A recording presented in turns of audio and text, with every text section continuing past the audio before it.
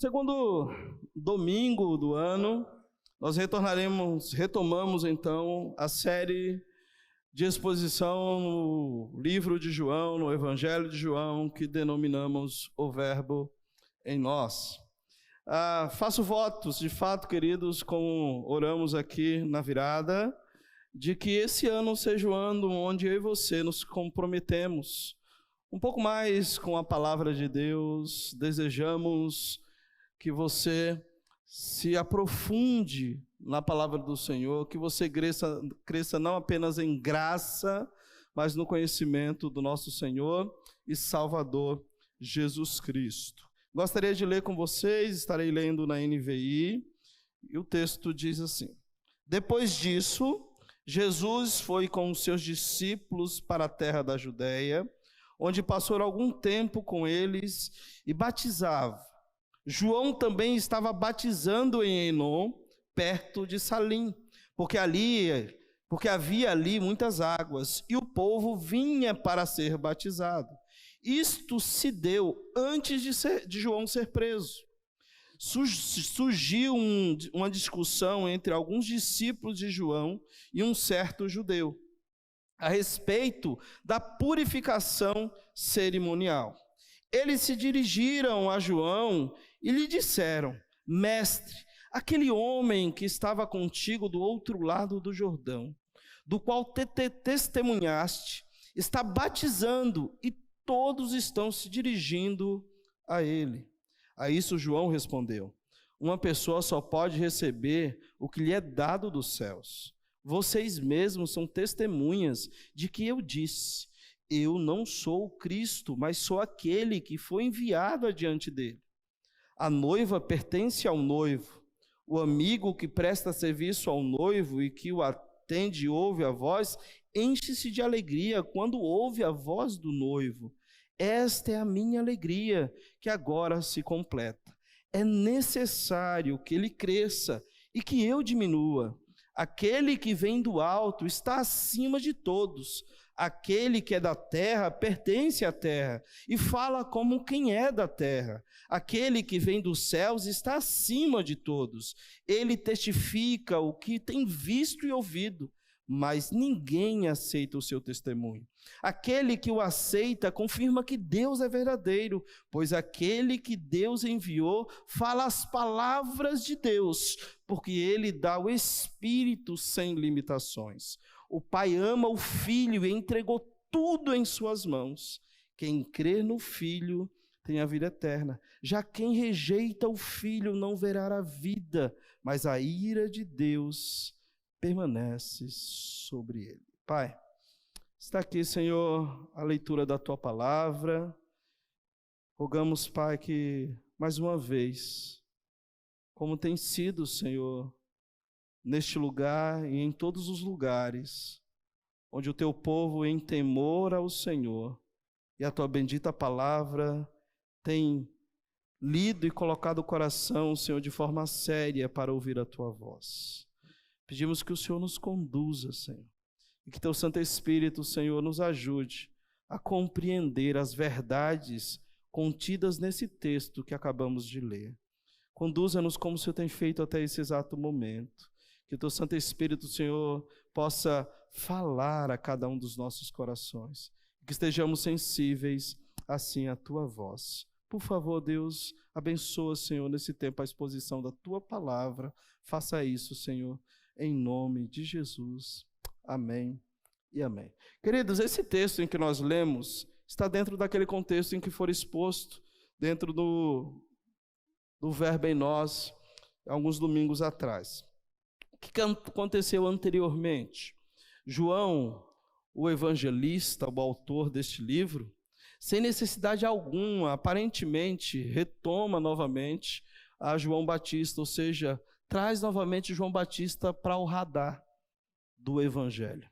Você percebe que ele vem até o capítulo 1, no capítulo 1 João parece sair de cena, Jesus entra em cena depois que o próprio João aponta dizendo: eis aí o Cordeiro de Deus, vejam, E a partir desse momento parece que João sai de cena e Jesus começa então o seu ministério de milagres.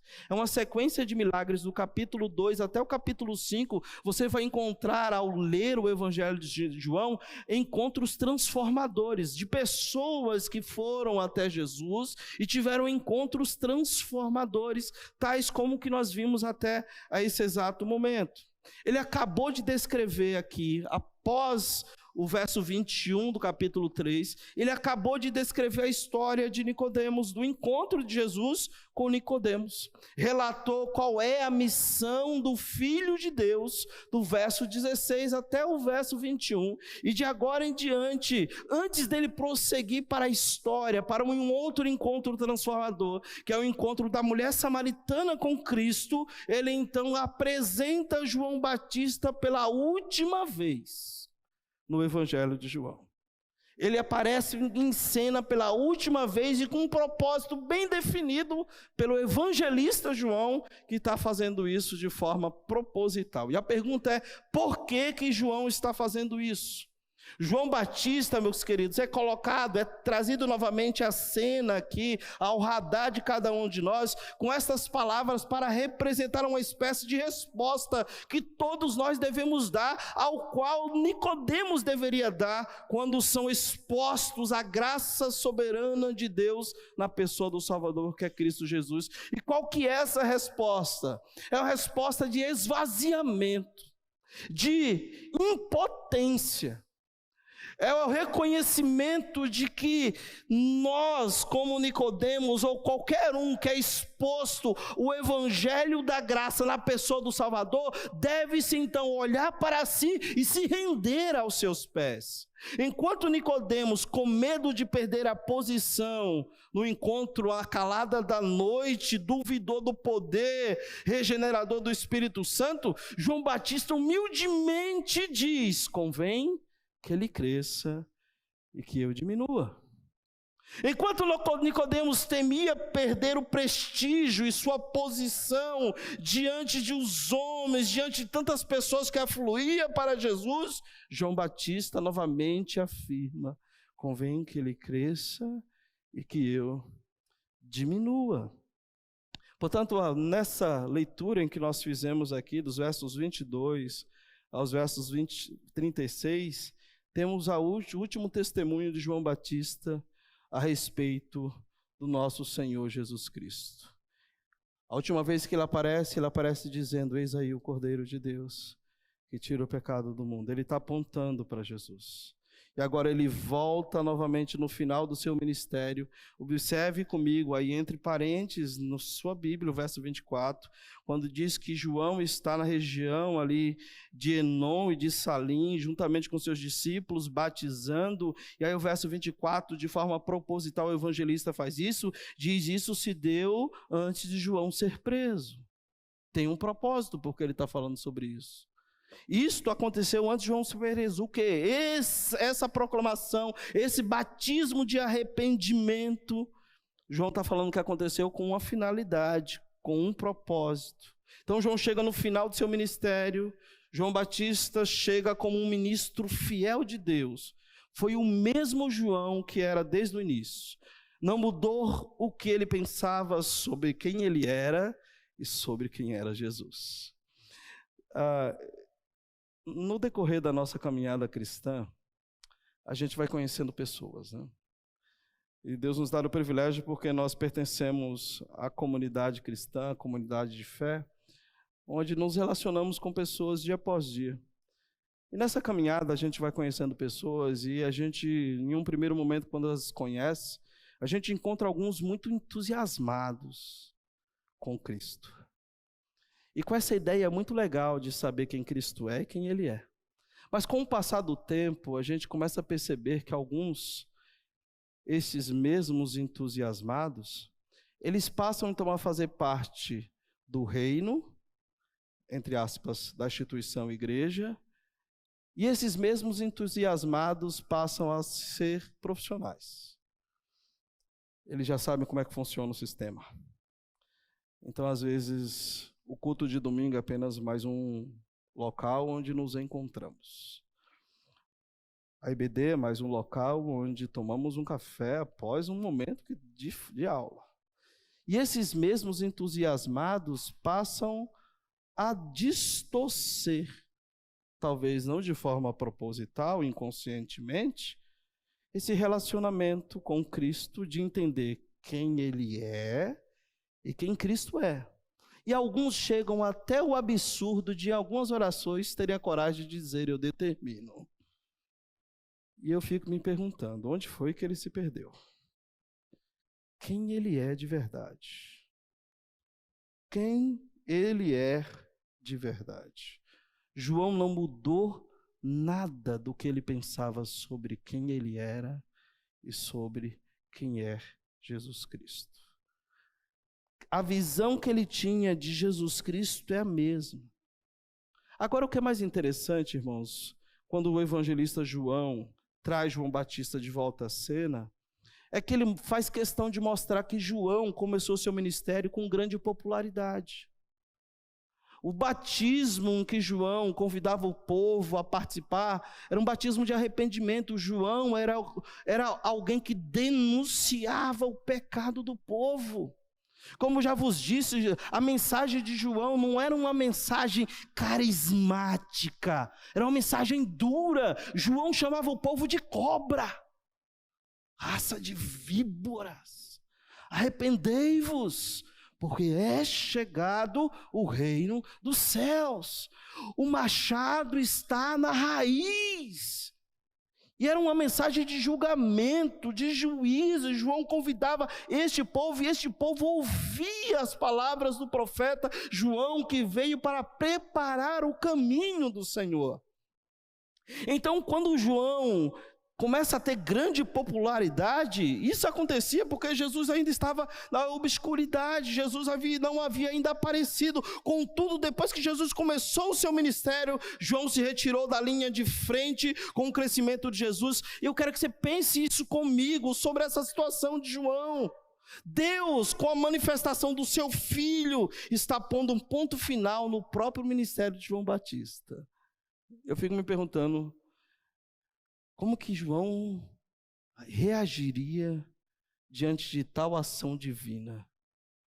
Você já imaginou aquela igreja que está crescendo, todos os dias tem batismos, o povo demonstra sinal claros de arrependimento, e de repente surge alguém em que a Escritura diz que viria, que era o Messias, e este alguém então vem, João o batiza, e a partir dali, esse ministério de João passa a estar então sendo olhado de uma outra forma, e não porque Deus estava julgando João, não, mas João perdeu a notoriedade diante do público.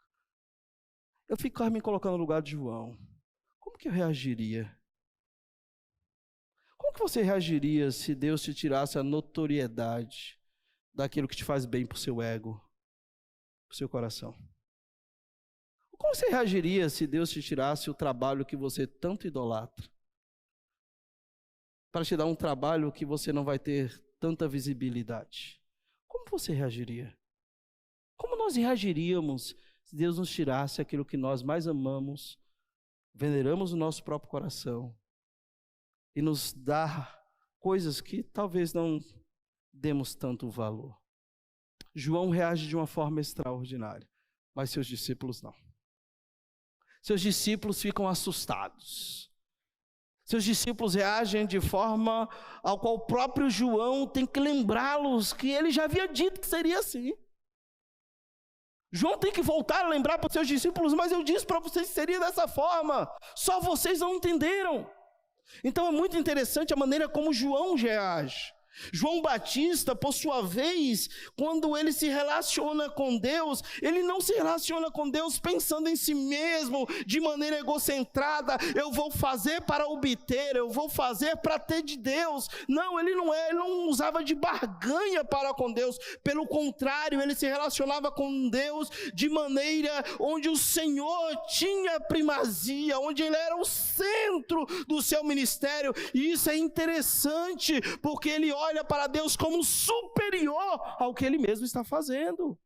Isso faz toda a diferença, fez na vida de João e faz toda a diferença na vida de quem é discípulo de Jesus. A maneira como nos relacionamos com Deus. Portanto, queridos, eu quero dividir nosso texto em duas partes. A primeira delas, uma vida cristã autêntica, fundamenta-se sobre a descentralidade do homem. Uma vida cristã autêntica fundamenta-se sobre a descentralidade do homem. E veremos isso dos versos 22 aos versos 30. E o segundo ponto que veremos é que uma vida cristã autêntica fundamenta-se sobre a centralidade de Cristo. Ele tem a primazia, Ele é o Senhor absoluto sobre todas as coisas. Será em todos os tempos na vida de quem é discípulo. Ele sempre terá a primazia e é o centro de todas as coisas. Amém, meus irmãos? Espero que seja assim, porque no caminho a gente se perde. A gente percebe isso claramente.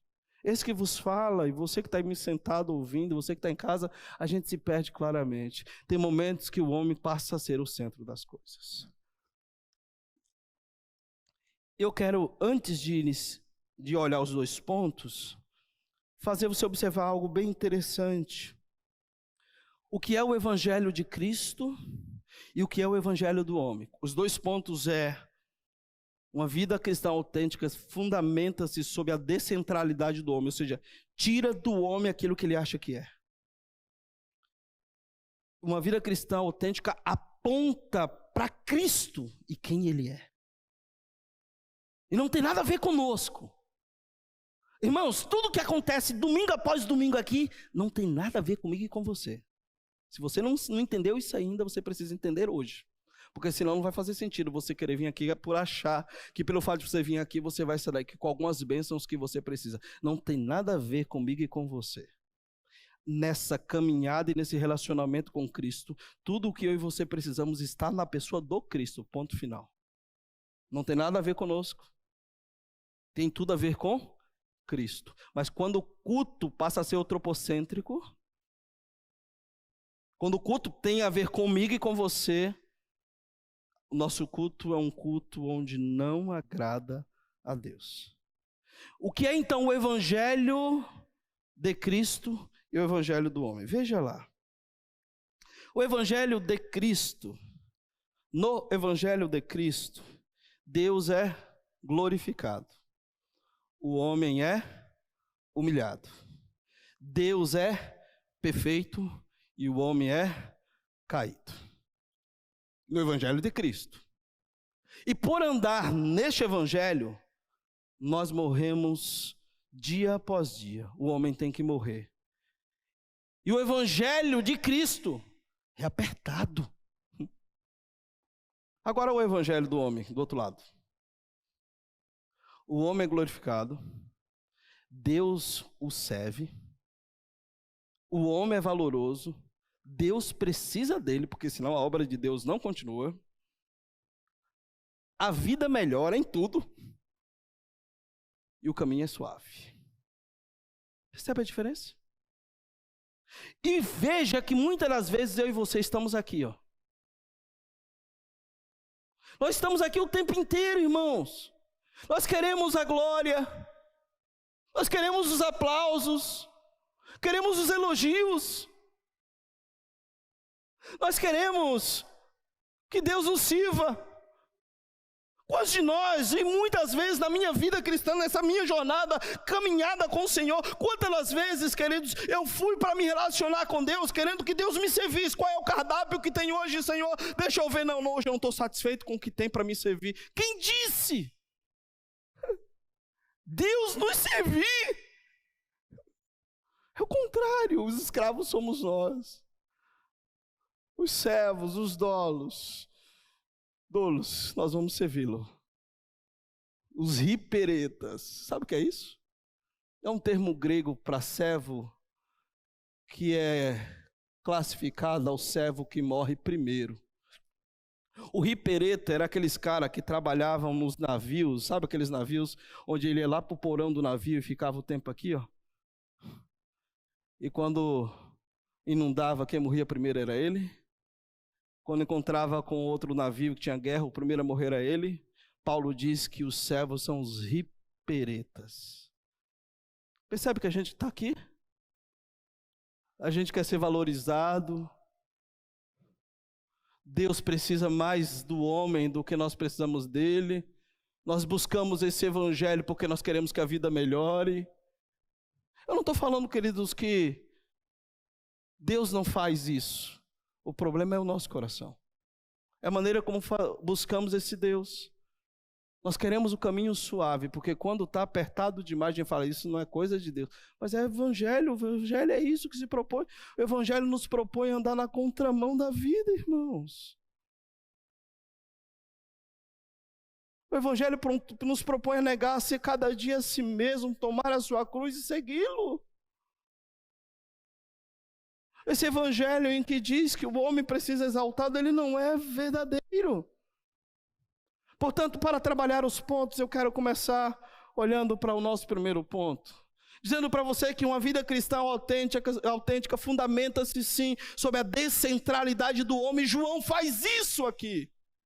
O texto começa dizendo que depois disso o quê? Depois do episódio onde Jesus tem uma conversa com Nicodemos, onde Jesus apresenta ao Nicodemos o plano da salvação, dizendo para ele que apesar dele ser mestre da lei, ele não entendia as coisas mais simples da lei, de que ele deveria nascer de novo. Jesus apresenta para Nicodemos de que ele deveria agora se voltar para Cristo, porque assim como a serpente foi picada lá no deserto e olhou para a estátua de bronze, assim todo que se voltasse para Cristo, entendesse o seu sacrifício, então seria curado do veneno do pecado. João apresenta agora para Nicodemos de que ele não teria saída, porque Deus amou o mundo de tal maneira que deu seu filho para que todo aquele que nele crê não morra, mas tenha vida eterna. Mas infelizmente alguns escolheram ainda continuar nas trevas. Depois de todas essas coisas, agora João diz que Jesus se retira dali e foi para a região da Judeia, onde passou algum tempo e batizava. Queridos, não era Jesus que batizava. O capítulo 4, versículo 2, no diálogo que ele vai ter de forma inteligente com a mulher samaritana, diz que Jesus não batizava, mas quem batizava eram os seus discípulos. No versículo 2 de capítulo 4 vai falar isso claramente. Então imagina só, não é Jesus que está batizando na região de Enon, de Salim, mas quem está batizando é os discípulos de Jesus, alguns dos discípulos de Jesus. E eu quero que você fique imaginando esse cenário que está sendo apresentado aqui. E aí diz que lá no versículo 23, que o João Batista estava lá e também batizava muita gente com seus discípulos. E isso trouxe ciúmes para o coração dos discípulos de João Batista. O verso 23 diz que o povo vinha até João Batista para ser batizado. No versículo 25 diz que surge uma discussão entre os discípulos de João e um judeu a respeito das cerimônias judaicas. E o que o judeu aqui, a maioria dos comentaristas dizem, o que o judeu aqui estava discutindo é: se o batismo que João diz, que é o batismo de arrependimento, fosse tão bom, não precisava do batismo de Jesus. Porque parece que o batismo de João não purifica tanto assim, não. O que purifica é o batismo de Jesus. E começou a ter entre eles, então, discordância. Ao ponto do verso 25, 26 em diante, eles se dirigirem a Jesus. E eu quero, a partir daí, tecer alguns comentários com vocês. Observa aí, queridos. Eles se dirigiram a João e disseram: mestre, aquele homem, se você tem a mania de anotar, anota isso aí. Olha como que os discípulos de João chamam Jesus. Aquele homem, que o próprio João já tinha apontado, disse: ele é o Cordeiro de Deus, que tira o pecado do mundo. Aquele homem que estava contigo no outro lado do Jordão, do qual o Senhor mesmo estava dando testemunho está batizando. E todos estão se dirigindo a ele. Você percebe o coração dos discípulos de João Batista aqui nessa fala? Sendo tomado por sentimentos que não deveria. Percebe que esse fato provocou uma espécie de ciúmes por parte dos discípulos de João, e eles achavam que eles agora estavam competindo. Nós estamos perdendo membro, João. A igreja de Jesus está crescendo mais. Não pode fazer isso, o Senhor estava falando dele, o Senhor não vai fazer nada. É esse sentimento que está embutido no coração dos discípulos de João. Sentimento de inveja, de partidarismo.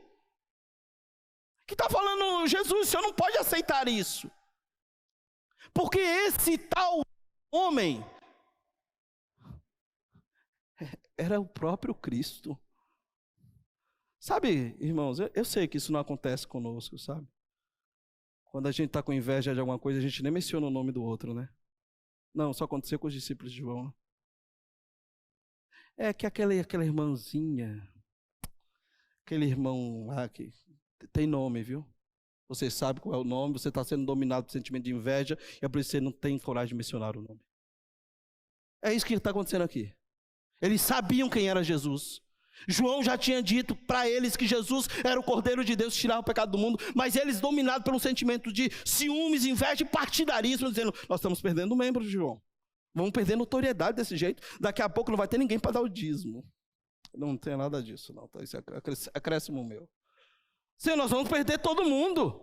Olha só, do outro lado de lá, Jesus não poderia ir para outra região, mas ele veio logo para a Judéia. A gente estava batizando, era 30 pessoas por dia. Hoje a gente só batizou 5. É óbvio, eu estou conjecturando, não está no texto. Mas era mais ou menos isso que passava no coração daqueles discípulos, gente. Estavam olhando para Jesus estava falando assim, ele está tirando membresia da gente. Isso não é possível, você não vai fazer nada. Os discípulos de João estavam mais preocupados em qual batismo era mais purificador, ou mesmo pelo fato de que Jesus estava atraindo mais discípulos do que o próprio João Batista. Era como se eles dissessem, mestre, aquele a quem dirige palavras tão generosas, como o Senhor diz com tanto carinho, te retribui essa generosidade atraindo os nossos seguidores para ele. Isso é uma trairagem, isso não pode, Senhor. É isso que ele está fazendo, Senhor. João Batista, então, não ficou aborrecido com a queda da sua popularidade. Isso porque, a despeito da sua tremenda influência, ele sempre esteve focado no propósito principal do seu ministério, que era preparar o caminho do Senhor. Ele não fica frustrado, ele não fica chateado, mas ele então tenta mostrar para os discípulos que eles deveriam olhar para outra realidade. João Batista não vê o decréscimo do seu ministério e o crescimento do ministério de Jesus como um fracasso, mas como um cumprimento do seu ministério, irmãos. João está falando, olha, se você tem uma vida cristã autêntica, você precisa entender que o homem não precisa mais ter a primazia de todas as coisas.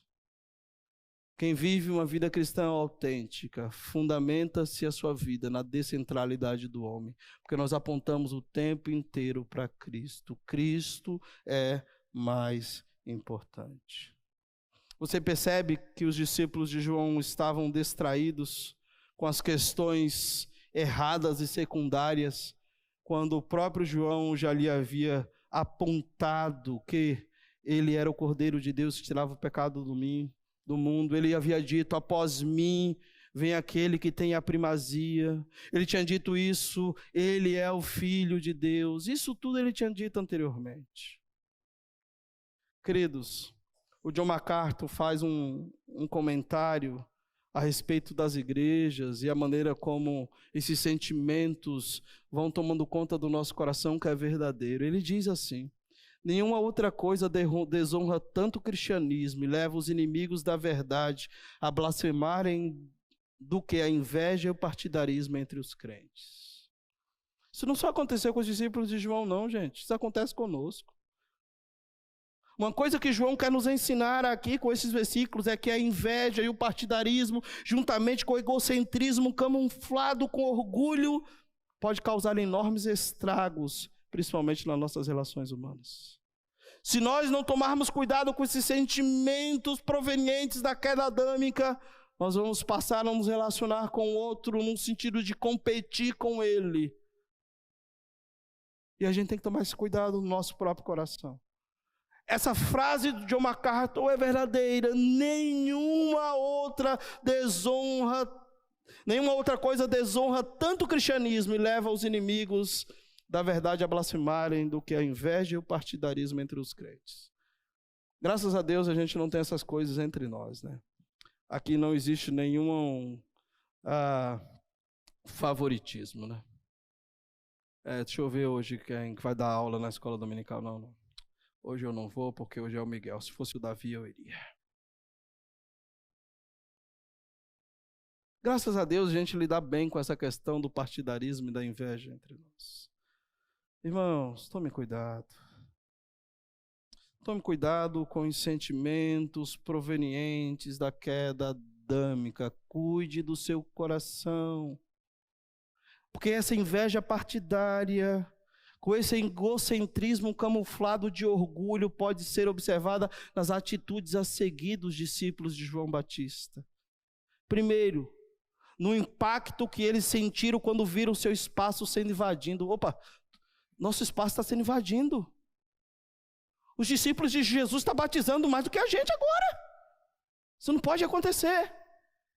Segundo, na forma como os discípulos de João Batista encontravam valor ou significado nas suas vidas vazias, o que dava sentido para eles era: vamos continuar batizando gente.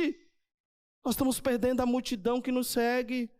Todos estão se dirigindo a Ele. Qual é a resposta que João dá para tudo isso? Para essa inveja, para esse orgulho camuflado no coração, para esse egocentrismo, achando que as coisas giravam em torno de si mesmo. Qual é a resposta de João? João estava vacinado com esses sentimentos em seu coração.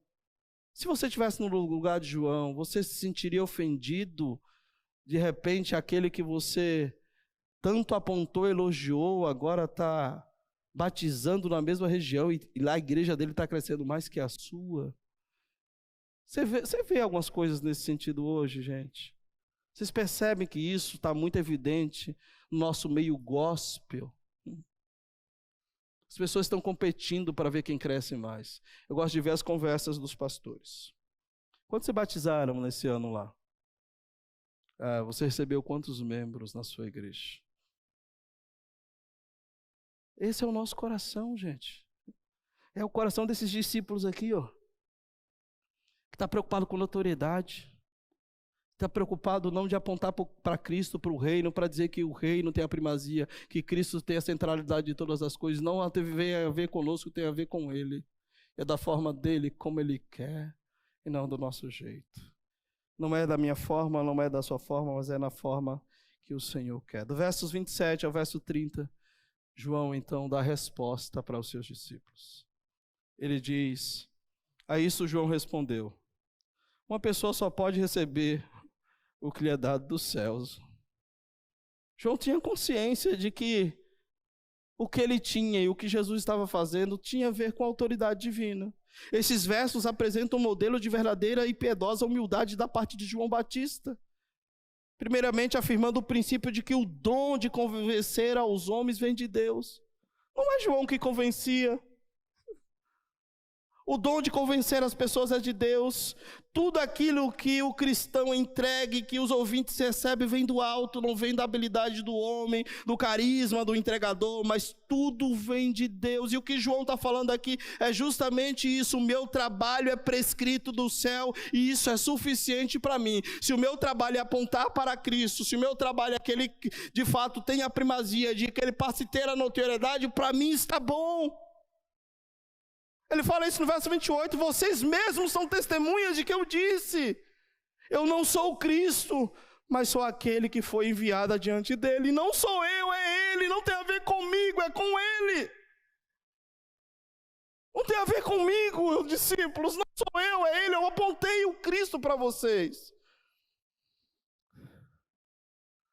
O que isso tem a ver conosco, irmãos? Como isso se aplica na minha vida? Como é que eu posso lidar com esses sentimentos e que de fato precisamos admitir que vivemos nas nossas vidas, sentimento de inveja, de ciúme, de partidarismo, de egocentrismo, de orgulho? De que forma a gente lidar com esse coração que tem lutado dia após dia com esses sentimentos da queda adâmica, com esses pecados da nossa vida? Aquele que se relaciona com Deus e com a sua palavra de maneira egocentrada, buscará apenas aquilo que lhe interessa e tenderá a usar a palavra em seu próprio benefício. Cuidado para que você não se relacione com Deus olhando para o seu reino e não para o reino dele. Pastor, quando é que isso acontece? Quando a gente usa a própria palavra para o nosso próprio benefício, quando a gente não olha para o reino, mas olha para nós mesmos. Pastor, dá um exemplo prático. Quando a palavra me orienta de que maneira eu devo lidar com a minha família e pelo orgulho de não admitir os meus erros, eu não peço perdão. Quando eu sei que no meu trabalho eu estou sendo influenciado, ao invés de influenciar e ao invés de me posicionar para não perder a amizade, eu prefiro então estar onde eu estou. Eu prefiro continuar fazendo as coisas que não deveria fazer ao ser confrontado pela própria palavra e aí eu não permito que a mesma gere transformações necessárias na minha vida. Quando isso acontece, irmãos, é um grande indício que nós estamos olhando para o nosso próprio reino e não para o reino de Deus. Sabe aquela máxima quando você lê a palavra e você sabe que o texto em que você está lendo, nas suas devocionais que você está fazendo aí, dos textos em que estamos lendo, quando Deus fala o seu coração e a gente olha que aquele negócio apertou o coração, como é difícil lidar para pôr aquilo em prática, falando, eu vou ter que abrir mão de algumas coisas para pôr isso em prática na minha vida, vai. Se você quiser ter um ano de 2023 abençoado, você vai ter que dar primazia e centralidade às Escrituras e vai ter que abrir mão de muita coisa do seu reino. Muita coisa. Você vai ter que aprender a pedir perdão, você vai ter que ser mais humilde. Muita coisa. Enquanto nós não aprendermos que o reino não tem a ver conosco, mas com Cristo, nós vamos ser dominados pelos sentimentos de queda. Os discípulos de João, apesar de saber quem era Cristo, tratava Cristo como mais alguém. Aquele que o Senhor elogiava tanto, está nos traindo. Quem é aquele? Quer ver, irmãos?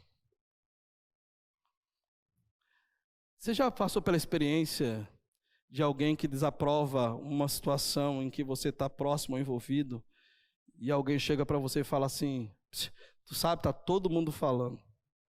Todo mundo quem, gente? Quem é que está falando? Dá o nome. Senhor, aquele homem, sabe aquela música que você cantava, que fez muito sucesso lá na sua infância, que você dançou muito, em que diz que aquele cara lá de cima vai lhe dar? Era o sentimento dos discípulos aqui. Aquele cara lá que o Senhor elogiava tanto está fazendo essas coisas. Isso é sentimento de inveja. Estavam perdendo a notoriedade. As vidas vazias dos discípulos estavam deixando de ter sentido porque eles não olharam para o Cordeiro de Deus que tira o pecado do mundo.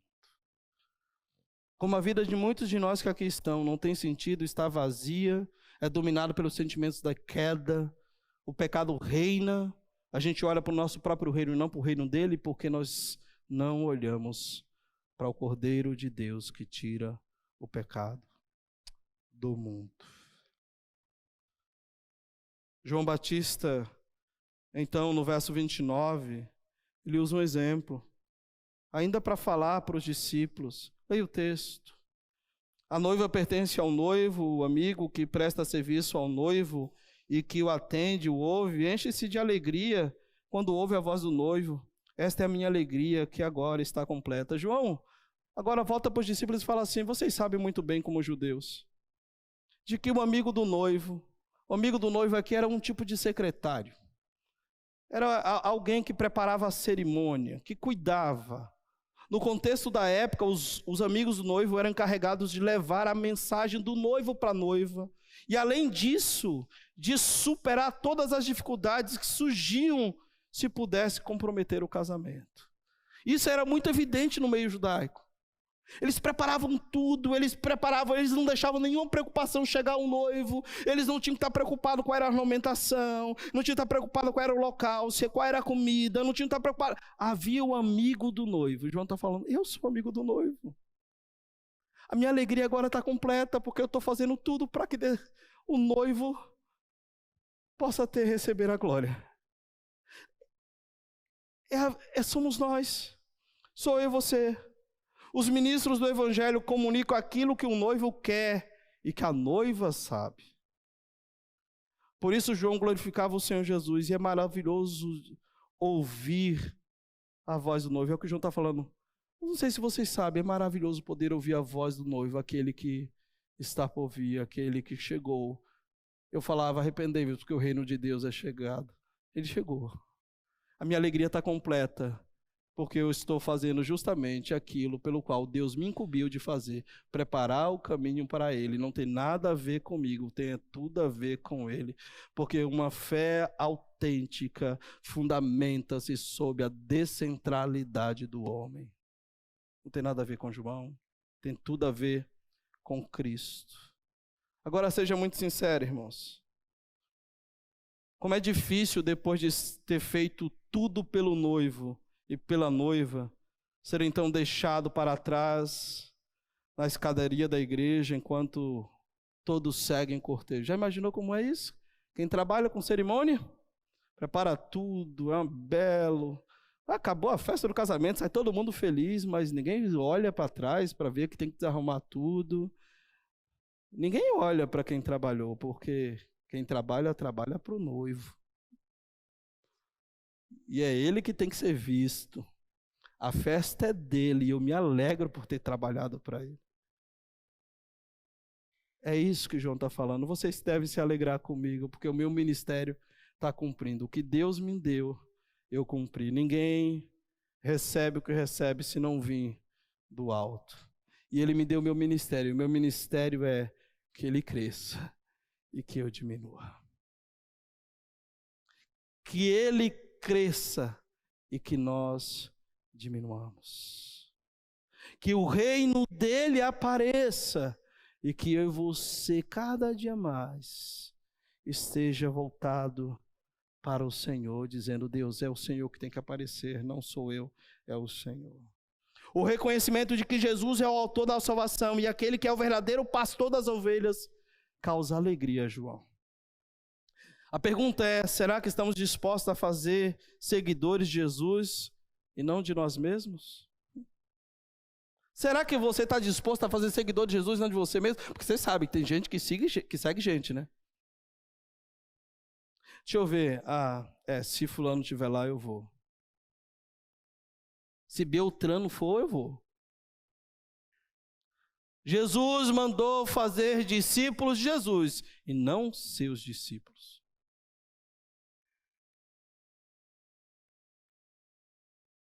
E João diz: não é para ele, é dele, não são meus discípulos. Olhem para ele. Se existe um mestre aqui, é ele. E eu me alegro com isso. É ele que tem que ser exaltado, honrado e assim por diante. Então você está disposto a fazer seguidores de Jesus e não de você mesmo? De outro ângulo, será que temos seguido a Jesus ou a homens? Eu vou lá para aquela igreja porque aqueles pastores lá, um é baixinho, careca, e o outro é barbudo, eu gosto. Nossa, eu gosto bastante. Você vai perceber que algumas coisas bem interessantes. Tem que tomar água para não falar besteira, porque a gente pensa e aí tem que tomar água para não falar o que pensa, né? Senão você se escandaliza e aí vai aqui, né? Você sabia que nós somos pecadores, né? Ninguém sabia disso, né? Porque tem uma Aurélia aqui. Olha a cabeça dele, olha lá, tá branquinho. Ó. Tem asinha atrás dele aí? Ou tem? Irmãos, cuidado com o coração para não seguir os homens. Eu não estou falando só no nosso contexto, não. Eu estou falando porque isso é verdade na vida de muita gente. Tem gente que não consegue criar raiz no ambiente da igreja local e no reino. Porque diz, não está mais fulano lá, não vou. Você está lá por causa de fulano ou por causa de Cristo? Você foi salvo por quem?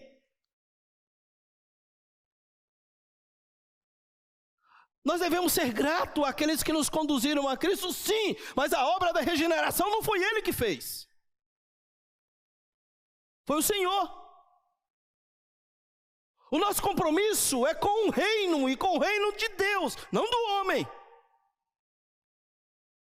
E é isso que João fala aqui, olha, entenda uma coisa, a minha alegria está completa, e sabe por que a minha alegria está completa?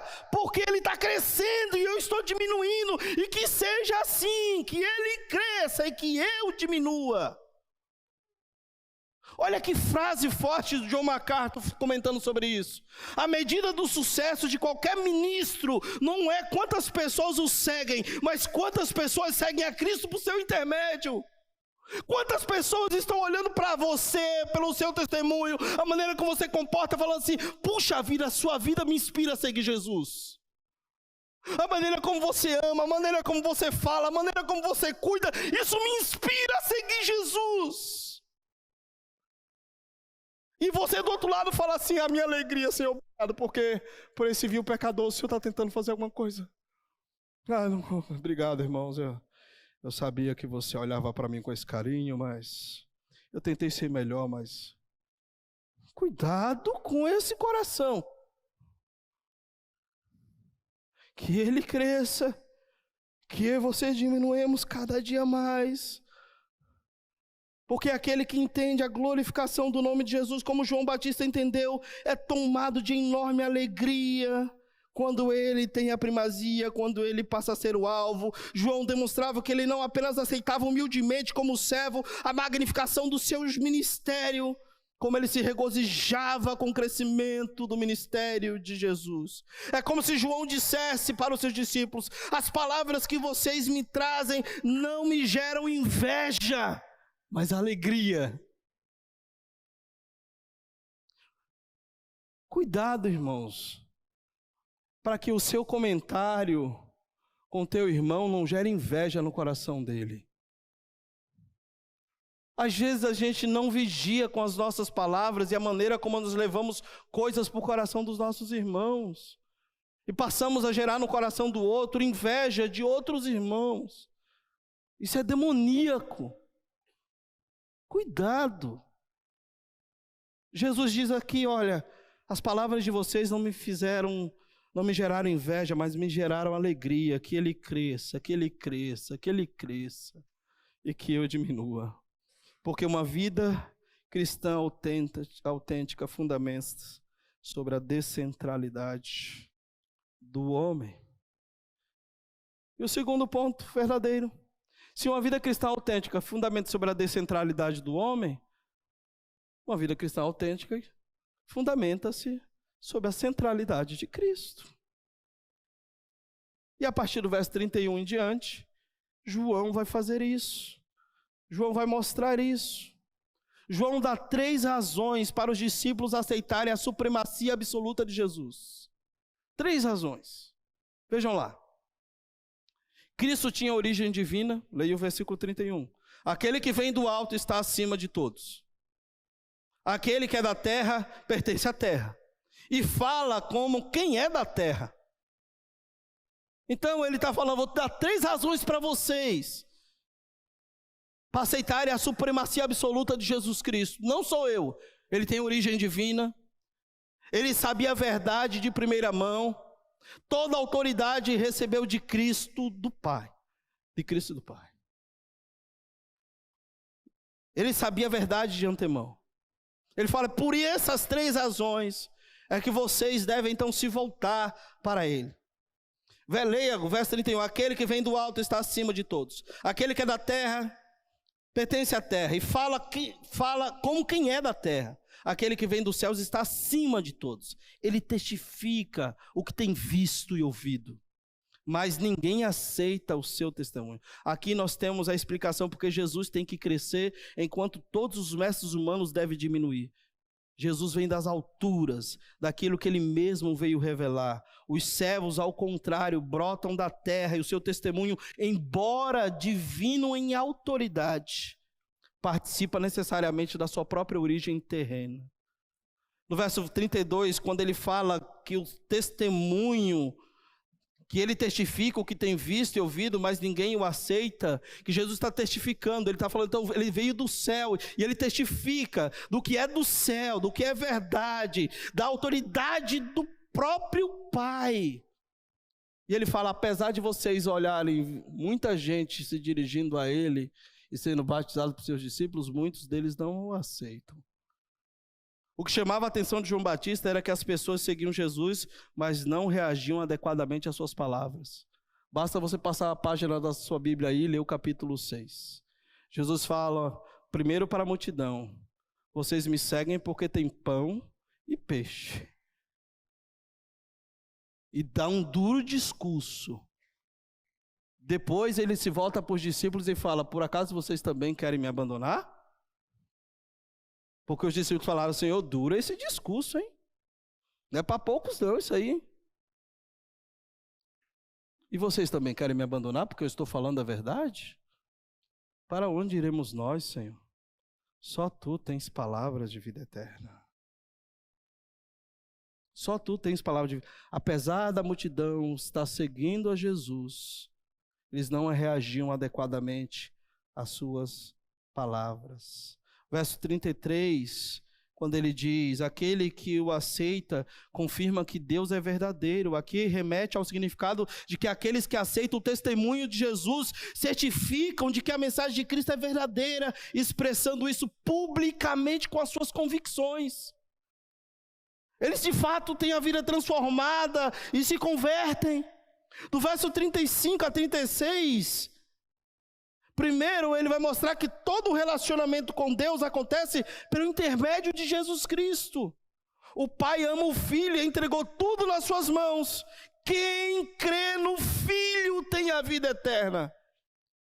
Ele está falando que todo o relacionamento com Deus acontece por intermédio de Jesus. E aqueles que creem em Jesus são salvos. Os que rejeitam permanecem afastados de Deus. E aí esses versos, existem consequências presentes dentro do texto. Vejamos, para os que creem, já tem a vida eterna. Para os que permanecem rebeldes, a ira de Deus. Só para você entender melhor. Jesus versus homem. Veja lá. Primeiro ele vai falar que aquele que é do alto, que é Jesus, e aquele que é da terra, que é João Batista. Depois ele vai falar sobre aquele que está acima de todos, é o Criador. E ele vai falar que aquele que é terreno é criatura. Depois ele vai falar daquele que fala do que é do céu. E aquele que fala as palavras da terra. Depois ele vai falar que ele testificou o que viu e ouviu. O terreno também não pode testificar de outra coisa a não ser do que veio e ouve. Porque ele não tem palavras em si mesmo. Ele não tem como dar o que... Ele dá o que ele tem, não o que ele tem, mas o que ele ouve. Então, Jesus versus homem. O que é do alto, o que é da terra. O Criador e a criatura. O que fala do céu e o que fala da terra. E ambos testificam. Então, queridos, que tudo isso aqui, dos versos 31 a 36, tem a ver conosco. Como que quem vive uma fé autêntica fundamenta-se sobre a centralidade de Cristo. Essa aqui, deixa eu passar. O que isso tem a ver conosco, como isso se aplica à minha vida? A verdade bendita da salvação é: aquele que crê no Filho tem a vida eterna como um presente de posse, não apenas como uma esperança futura. Quem crê tem a vida eterna. Não terá, tem. É um presente de posse. Você já desfruta e viverá plenamente no futuro essa eternidade. Eu achei que a maioria dos cristãos aqui ia dar um glória a Deus bem bonito, sabe? Por receber o presente de posse da eternidade. Ou você não entendeu, e isso me preocupa bastante. Quem tem o Filho tem a vida eterna, irmãos. Não importa se você vai ter luta, vai ter problema, vai ter angústias, situações virão para sacudir a sua vida de um lado para o outro, mas a minha vida está ancorada naquele que fez a maior de todas as promessas. Eu tenho a vida eterna e nada neste mundo pode abalar a minha vida com o Senhor, porque o Senhor me prometeu a eternidade e estarei para sempre com Ele. João diz isso. Não se turbe o coração de vocês. Da mesma forma como vocês creem em Deus, creiam também em mim. Na casa do meu pai há muitas moradas. Se assim não for, eu não vou lá. Teria dito, eu vou preparar lugar para vocês, para que onde eu esteja, cada um de vocês estejam também. A eternidade é um presente de posse, que é dada pelo Senhor, que é dado para mim e para você. Como a vida eterna é um presente de posse do crente, a condenação é a atual condição dos incrédulos. Veja lá, quem crê no Filho tem a vida eterna, verso 36. Já quem rejeita o Filho não verá a vida, mas a ira de Deus permanece sobre ele. Se quando você lê isso aqui, e você não tem ainda a realidade de desfrutar da eternidade no Cristo por crer nele, isso deve te assustar. Literalmente deve te assustar. A ira de Deus permanece sobre a sua vida. E será culminada no futuro, no escatom, quando o Senhor disser, apartai-vos de mim, malditos. Apartai-vos de mim. Percebe como isso aqui é sério, irmãos? A realidade assustadora é que a ira de Deus é sobre os pecadores desobedientes que se recusam a crer em Jesus Cristo. Assim como João Batista declarou inequivocadamente a soberania e supremacia de Cristo, enfatizando que somente Ele é capaz de salvar os pecadores das consequências da desobediência. Só Jesus pode te salvar. João Batista exerce então o seu ministério com um propósito claro. Ele foi chamado para ser o precursor do Messias. Jamais deixou de ser seduzido pelo orgulho a ponto de querer atração ou atrair atenção para si mesmo. Sabia qual era o seu papel, que era preparar o caminho e apontar para Jesus Cristo. Mas eu quero que você pense sobre isso. João Batista declarou inequivocadamente a soberania e supremacia de Jesus Cristo, enfatizando que somente Ele, Cristo, é capaz de salvar os pecadores das consequências da sua desobediência. É isso aqui, ó. Quem é regenerado, quem é nova criatura e o homem comum. O que o apóstolo Paulo escreve do homem natural no capítulo 1 e no capítulo 2 da sua carta a Coríntios. Veja lá, só para exemplificar um pouco melhor. O salvo aceita o testemunho. O condenado rejeita o testemunho. O versículo 32 fala sobre isso. O regenerado confirma que Deus é verdadeiro e que esse testemunho que ele está ouvindo é verdadeiro. Já o condenado não vê o Deus verdadeiro. O regenerado está sobre o amor de Deus. O homem comum, a ira de Deus permanece sobre ele.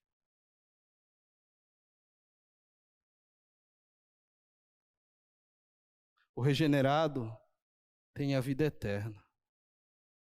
Já O homem comum que rejeita não verá a vida. Está bem claro, gente, que quem vive uma fé autêntica fundamenta essa sua fé sobre a centralidade de Cristo. E que somente Cristo pode nos dar a vida eterna. Deus ama o Filho, Deus está irado contra aqueles que rejeitam o Filho. Pensando sobre isso, o Dr. Carson, comentando esse texto, falando dessa fé, que é uma fé que salva quando ela é voltada para a pessoa do Jesus Cristo, quando olha para Ele, vê o que Ele fez, ele diz: se a fé no Filho é a única forma de herdar a vida eterna, e se ela é ordenada pelo próprio Deus, então não confiar nele é tanto desobediência quanto descrença. E isso resultará na vida de quem assim não age, o inferno. Isso é sério, irmãos. Isso é muito sério. E de que forma nós concluímos? Nós concluímos da seguinte forma: assim, o peso do testemunho de João pode ser sentido até hoje. É um aviso para os incrédulos a se arrepender e seguir a Cristo. O testemunho de João é: arrependam-se, continue se arrependendo. Olhe para o Cordeiro de Deus que tira o pecado do mundo. Vocês só podem ter vida eterna se vocês olharem para Ele. Mas como também ele diz que é um exemplo para os crentes buscarem a glória do Salvador em vez da sua própria glória. Tem muita gente trabalhando para o seu reino e não para o reino de Deus. Tem muita gente querendo ser visto e não querendo apontar o Cristo. Se você que está aqui nessa noite se enquadra dentro dessa realidade em que tem buscado o seu próprio reino, ser visto por aquilo que você faz no reino, no seu próprio reino, você deve mudar nessa noite. Se você que está aqui nessa noite, você é alguém que ainda não creu em Jesus Cristo e o tem como Senhor e Salvador da sua vida, eu quero te convidar para que a partir de hoje você possa desfrutar do presente de posse da salvação na pessoa de Cristo. A partir de hoje, desfrutar da eternidade. O Pai ama o Filho e entregou tudo em suas mãos. Quem vive uma fé autêntica, fundamenta-se essa fé sobre a centralidade de Jesus Cristo. Não tem nada a ver comigo, muito menos com você. Não tem nada a ver conosco. Tudo é sobre Ele. Se não for assim, irmãos, estamos perdendo o nosso tempo. Que o Senhor nos motive nesse ano de 2023 a diminuirmos dia após dia e apontarmos para o Cristo. Que o Senhor nos motive a viver para o seu reino, não para o nosso reino. Que sejamos discípulos de Cristo e não de homens. Que Ele cresça e que nós diminuamos em nome de Jesus. Feche seus olhos.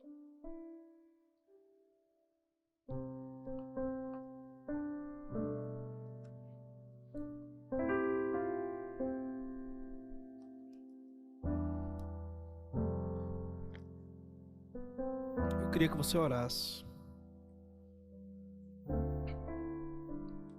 Eu queria que você pensasse nas palavras de João.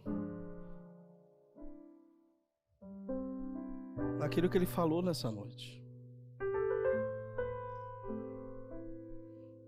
Primeiro, no aviso que ele deu. De que eu e você precisamos, se ainda não fizemos, se arrepender dos nossos pecados e olhar para Jesus. para que desfrutemos da eternidade hoje. É hoje.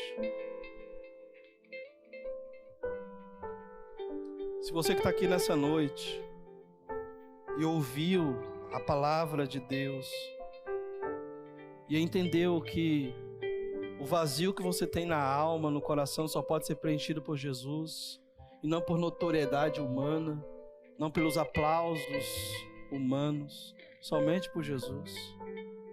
Que você está cansado de ano após ano buscar sentido, ir numa igreja, em outra, achando que isso vai mudar alguma coisa. Isso não vai mudar nada. O que vai mudar a sua vida é Jesus Cristo e o relacionamento com Ele.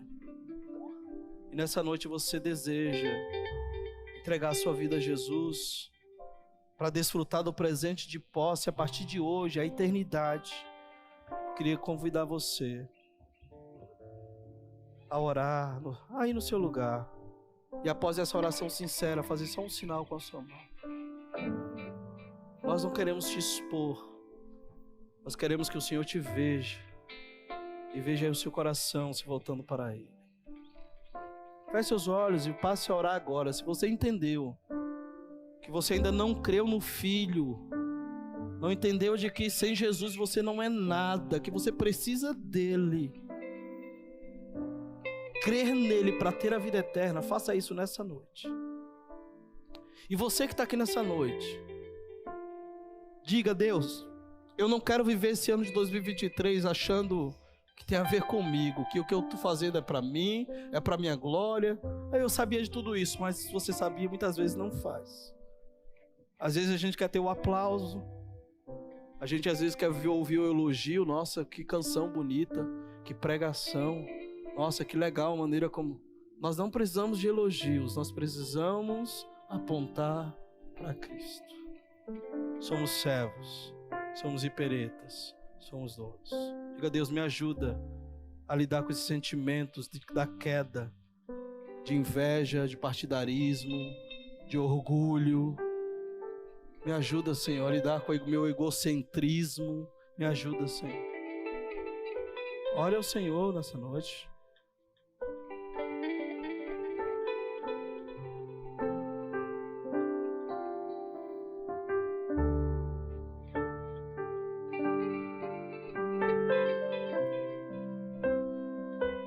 Você nessa noite, se porventura você fez essa oração entregando a sua vida a Jesus, só faz um sinal com a mão. Eu quero ver se você só observar para estar orando com você. Alguém nessa noite que nunca entregou a sua vida a Jesus, que fez uma oração entregando seu coração a Cristo, dizer: eu entendi. Ok. Senhor, a tua palavra, como diz o autor de Hebreus, ela é viva e eficaz, e mais penetrante do que qualquer espada de 2 gumes, que vai, Senhor, até a divisão da alma e do espírito, e que discerne os pensamentos e propósitos do coração.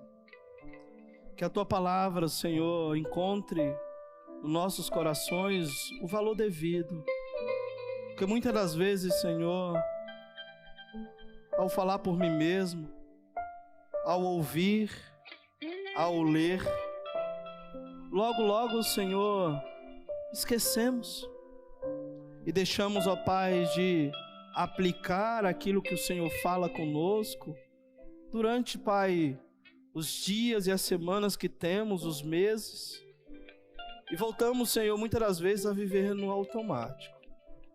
Deus, que o Senhor nos ajude a viver uma fé autêntica, onde cada dia, Senhor, o Senhor seja exaltado, o Senhor seja apontado, o Senhor seja honrado, e a cada dia mais, Senhor, sejamos tomados por um sentimento de humildade, de alegria por cumprir a nossa função como discípulos, que é honrar e apontar o nosso Salvador Cristo Jesus.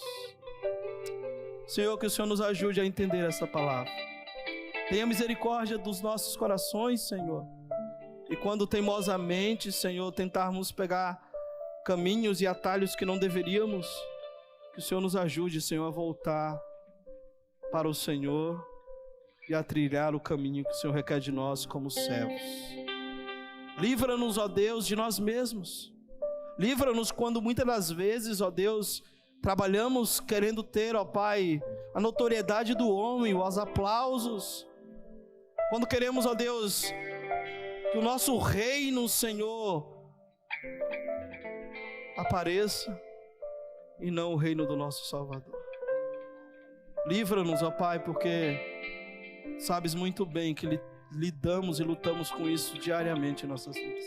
E que por muitas das vezes, Senhor, achamos que estamos trabalhando para o Teu reino, estamos trabalhando por causas próprias. Como assim foi Ananias e Safira, e com muitos outros, ó Pai, que acharam que estavam trabalhando para o Senhor, mas estavam trabalhando por causas próprias. Livra-nos, ó Deus, e ajuda-nos a caminharmos esse ano, Senhor, com tremor, temor e fidelidade, Senhor. Por favor, aplica, Pai, a Tua palavra aos nossos corações e ajuda-nos, ó Deus, a praticá-la. Eu oro grato, Senhor. Peço ao Senhor a Tua bênção sobre o Teu povo, em nome de Jesus. Amém. Deus abençoe, meus irmãos. Vamos adorar ao Senhor. Se coloque de pé.